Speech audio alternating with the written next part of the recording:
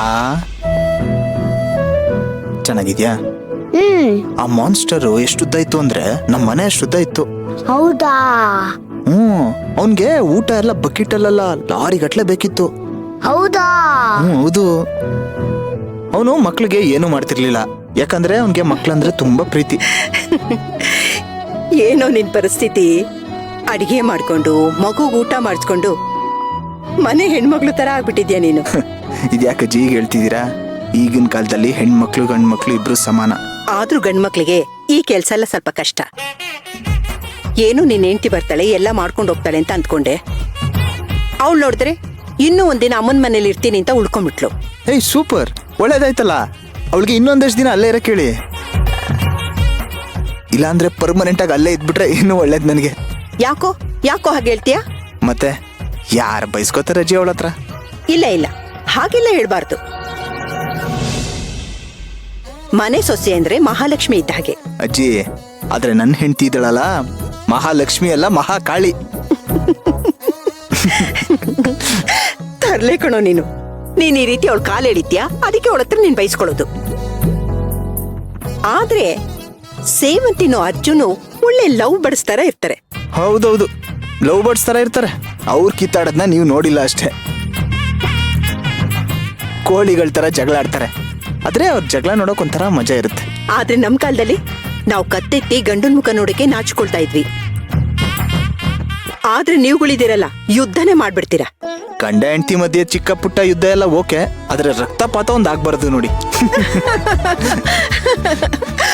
Correct ಆಗಿ ಹೇಳ್ದೆ ನೋಡು.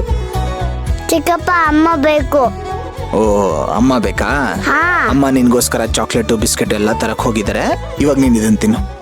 ಆ ಮಾಡು. ಈ ಅರ್ಜುನ್ ಸೇವಂತಿನ ಡಾಕ್ಟರ್ ಹತ್ರ ಕರ್ಕೊಂಡು ಹೋಗ್ತೀನಿ ಅಂತ ಕರ್ಕೊಂಡು ಹೋದ. ಆದ್ರೆ ಇದುವರೆಗೂ ಒಂದು ಫೋನ್ ಮಾಡಿಲ್ಲ, ಏನಾಯ್ತು ಅಂತಾನೂ ಹೇಳಿಲ್ಲ. ನನ್ಗೆ ಯಾಕೋ ಗಾಬರಿ ಆಗ್ತಿದೆ ಕಣೋ. ಇದ್ರಲ್ಲಿ ಗಾಬರಿ ಪಡೋಂಥದ್ದು ಏನಿದೆ ಅಜ್ಜಿ? ತುಂಬಾ ದಿನ ಆದ್ಮೇಲೆ ಹೊರಗೆ ಹೋಗಿದ್ದಾರೆ, ಎಂಜಾಯ್ ಮಾಡ್ಕೊಂಡು ಬರ್ತಾರೆ ಬಿಡು. ಪಾಪ ಆ ಮಗು ನೋಡು, ಆಗ್ಲಿಂದ ಅಮ್ಮ ಯಾವಾಗ ಬರ್ತಾರೆ ಅಂತ ಕೇಳ್ತಾ ಇದೆ. ಮಗುನ ಅವ್ರ ಜೊತೆ ಹೋಗಿದ್ರೆ ಖುಷಿ ಪಡ್ತಾ ಇತ್ತಲ್ವಾ? ನೀನ್ ಬೇರೆ ಮಗುನ್ ಕರ್ಕೊಂಡು ಹೋಗೋದ್ ಬೇಡ ಅಂತ ಹೇಳ್ಬಿಟ್ಟೆ. ಅಲ್ಲ ಅಜ್ಜಿ, ಅವ್ರಿಬ್ರಿಗೆ ಏನ್ ಪ್ರೈವೇಸಿ ಬೇಡವಾ? ಏನ್ ಹೋಗಿದ್ ಕಡೆ ಎಲ್ಲ ಇವನು ಕರ್ಕೊಂಡು ಹೋಗ್ಬೇಕಾ ಅಲ್ವೇನಾ? ಸಾಕ್ ಸುಮ್ನೆ ಇರೋ. ಮಕ್ಕಳನ್ನ ಕಾಳಜಿ ಮಾಡೋದಕ್ಕಿಂತ ಬೇರೆ ಕೆಲಸ ಏನಿದೆ? ಪ್ರೈವಸಿ.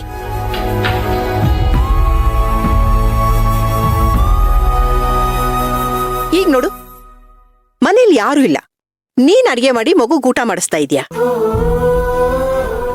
ಆ ಮೀರಾ ಮನೇಲಿ ಇದ್ರು ಒಂದೇ, ಇಲ್ದಿದ್ರು ಒಂದೇ. ಅಯ್ಯೋ ಹೋಗ್ಲಿ ಬಿಡಜ್ಜಿ, ಮಕ್ಳು ನೋಡ್ಕೊಳ್ಳೋ ಕರ್ತವ್ಯ ಅವ್ರಿಗೆ ಮಾತ್ರನಾ? ಈ ಮನೆ ಮೊಮ್ಮಗನ್ ನೋಡ್ಕೊಳ್ಳೋ ಜವಾಬ್ದಾರಿ ನಂದು ಅಲ್ವಾ? ಇವನ್ನ ಅವರಿಂದ ಕಣ್ಣಲ್ಲಿ ಕಣ್ಣಿಟ್ಟು ಕಾಪಾಡ್ಕೋತೀನಿ ಅಂತ ಮಾತು ಕೊಟ್ಟಿದ್ದೀನಿ, ಹಾಗೆ ನಡ್ಕೋತೀನಿ. ಏನಂದೆ? ಯಾರಿಂದ ಕಾಪಾಡ್ತೀನಿ ನಿಂದೆ?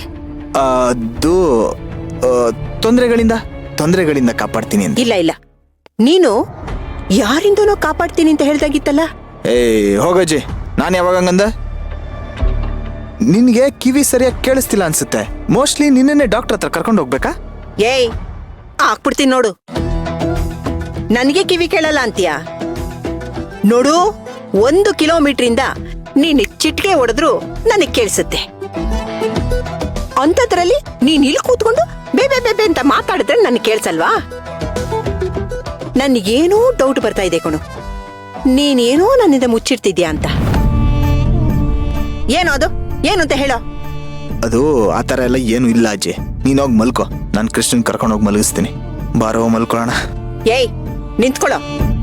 ಆಗ್ಲೇ ನೀನು ಮಗು ಸೇವಂತಿಯಿಂದ ದೂರ ಇರ್ಬೇಕು ಅಂತ ಹೇಳ್ದಲ್ಲ, ಏನರ್ಥ? ಕೆಲವೊಂದ್ಸಲ ಎಲ್ಲದಕ್ಕೂ ಅರ್ಥ ಹುಡ್ಕೋಕ್ ಹೋಗ್ಬಾರ್ದಜ್ಜಿ, ಮನ್ಸಿಗೆ ನೋವಾಗುತ್ತೆ. ನೀವು ಹೋಗಿ ಮಲ್ಕೊಳ್ಳಿ. ಬರೋ ಕೃಷ್ಣ. ನಾನು ಹೋಗಿ ಮಲಗ್ತೀನಿ. ಅರ್ಜುನ ಸೇವಂತಿನ ಡಾಕ್ಟರ್ ಹತ್ರ ಕರ್ಕೊಂಡೋಗಿದ್ದಾನೆ. ಏನಾಯ್ತೋ ಏನೋ, ಒಂದ್ ಫೋನ್ ಕೂಡ ಮಾಡಿಲ್ಲ. ನನ್ಗೆ ಯಾಕೋ ತುಂಬಾ ಗಾಬರಿ ಆಗ್ತಾ ಇದೆ. ನೀನೊಂದ್ಸಲ ಫೋನ್ ಮಾಡಿ ಕೇಳೋ. ಅಜ್ಜಿ ಏನಾದ್ರೂ ಸೀರಿಯಸ್ ಇದ್ದಿದ್ರೆ ಅಣ್ಣನೇ ಕಾಲ್ ಮಾಡಿ ಹೇಳ್ತಿದ್ದ. ಏನು ಇಲ್ಲ ಅಂದಿರೋದಕ್ಕೆ ಅವ್ನು ಖುಷಿಯಾಗಿ ಹೊರಗಡೆ ಸುತ್ತಾಡಕ್ ಹೋಗಿರ್ಬೋದು. ನೀನು ಸಮಾಧಾನವಾಗಿರು, ಸರಿನಾ? ಬರ ಕೃಷ್ಣ.